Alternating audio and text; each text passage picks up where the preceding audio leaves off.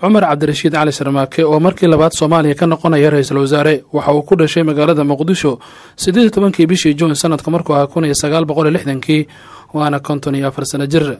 cumar cabdirashiid waxa uu maadooyinka siyaasadda iyo dhaqaalaha ka bartay jaamacadda Carleton liiraado oo ku taala magaalada Ottawa ee dalka Canada. qoyska ra'iisul wasaaraha cusub waxa ay degan yihiin magaalada Virginia ee dalka Mareykanka waxaana uu haystaa dhalashada wadamada Soomaaliya iyo Canada waana wiil u dhalay madaxweynihii labaad ee Soomaaliya Cabdirashiid Cali Sharmaake. cumar cabdirashiid waxa uu la soo shaqeeyay hay'adaha qaramada midoobay meelaha uu ka soo shaqeeyay waxa kamid ah dalka Sierra Leone, gobolka Darfur ee dalka Suudaan iyo dalka Sri Lanka.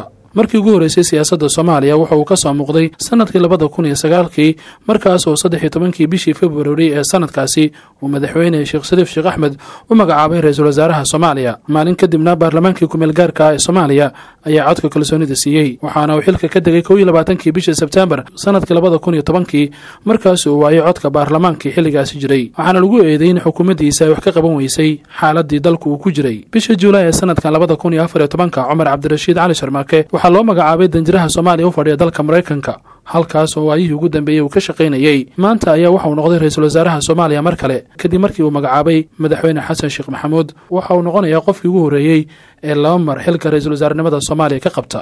dadka falanqeeya arrimaha siyaasadda Soomaaliyana waxay aaminsan yihiin inuu yahay shakhsi siyaasad qabow sidoo kalena dad badan ayaa isweydiinaya sababta keentay in madaxweynaha xilligan uu magacaabo.